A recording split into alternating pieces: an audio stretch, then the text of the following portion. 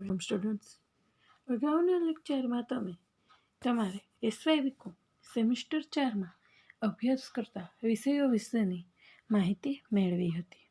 આજના લેક્ચરમાં તમારે અભ્યાસ કરવામાં આવતા બીએ સબ્જેક્ટ્સના અભ્યાસક્રમ વિશેની માહિતી આપણે મેળવશું.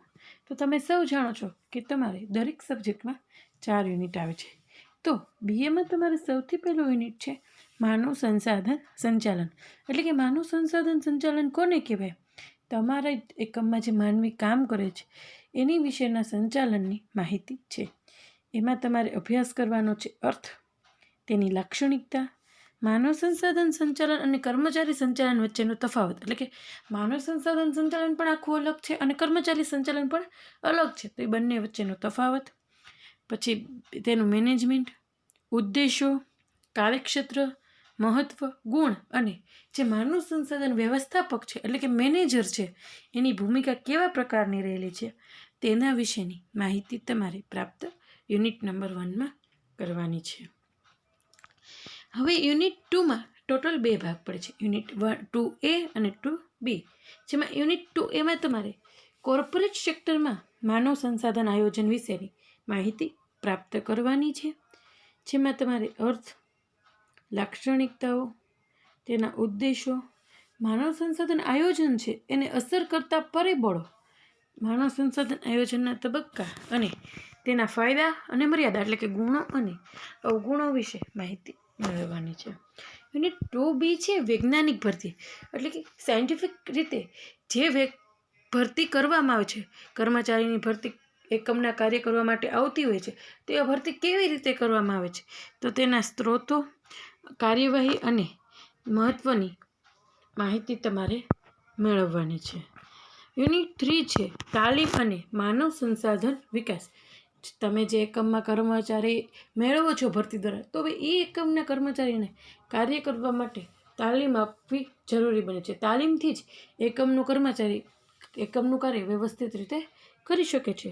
તો તાલીમમાં તમારે માહિતી મેળવવાની છે અર્થ, જરૂરિયાત, પ્રકાર, તાલીમ આપવાની પદ્ધતિ, તાલીમ અને વિકાસ વચ્ચેનો તફાવત. એટલે કે તાલીમ કોને કહેવાય અને વિકાસ કેવી રીતે, એ બંનેના તફાવત વિશેની માહિતી, અસરકારક તાલીમ આપવાના સૂચનો, કારોબારી વિકાસ કે માનવ સંસાધન વિકાસ, પદ્ધતિઓની જરૂરિયાતો, તાલીમ અને વિકાસના મૂલ્યાંકનની પદ્ધતિ. તો આટલી માહિતી તમારે યુનિટ 3માં મેળવવાની છે.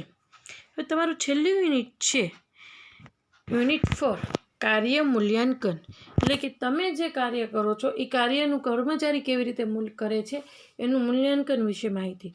તો તેમાં ઉદ્દેશો, મૂલ્યાંકન કરનાર, તેની ઉપયોગિતા અને મર્યાદા અથવા તો સમસ્યાઓ, આટલી વસ્તુ તમારે કાર્ય મૂલ્યાંકનમાં માહિતી મેળવવાની છે. ત્યાર પછી યુનિટ 4માં તમારે બઢતી, બદલી, અપકર્ષ અને જુસ્સા વિશે માહિતી મેળવવાની છે. આપણે સૌ જાણીએ છીએ કે સામાન્ય રીતે બઢતી એટલે કે કોઈ પણ વ્યક્તિનું પ્રમોશન કરવું. એટલે કે જે સ્થાને છે, જે હોદ્દા ઉપર છે, એ હોદ્દા ઉપરથી એક ઊંચા લેવલે, એક ઊંચા હોદ્દાએ તમે એને મોકલો છો તો એને બઢતી કરી કહેવાય. એટલે કે કર્મચારીની ત્યાં બઢતી થાય છે. જ્યારે બદલી એટલે તો કે કોઈ એક વ્યક્તિને જે સ્થળે કાર્ય કરે છે એ સ્થળેથી બીજા કાર્ય કરવા માટે મોકલવા, તો તેને બદલી કહેવાય છે. એટલે કે ત્યાં સ્થળની બદલી થાય છે, બઢતીમાં હોદ્દાની બદલી થાય, હોદ્દાની ફેરફાર થાય છે. જ્યારે અપકર્ષ એટલે કે ડિમોશન, જે વ્યક્તિ જે હોદ્દા ઉપર જે સ્થાને છે ત્યાંથી નીચેના હોદ્દા પર મોકલવું એને અપકર્ષ કહેવાય. એનું કાર્યમાં કોઈ ફેરફાર થયો હોય અથવા કોઈ બીજી વસ્તુને લીધે એને જ્યારે જે હોદ્દા પરથી નીચે મોકલવામાં છે, ડિમોશન કરે છે, એને અપકર્ષ કહેવાય છે.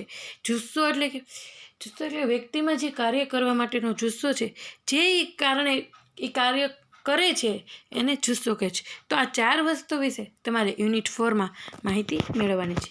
આમ તમારે સેમ 4ના બીએમાં આ 4 યુનિટોની માહિતી પ્રાપ્ત કરવાની છે. હવે આવતા લેક્ચરમાં યુનિટ 1 આપણે શરૂ કરીશું. Thank you students.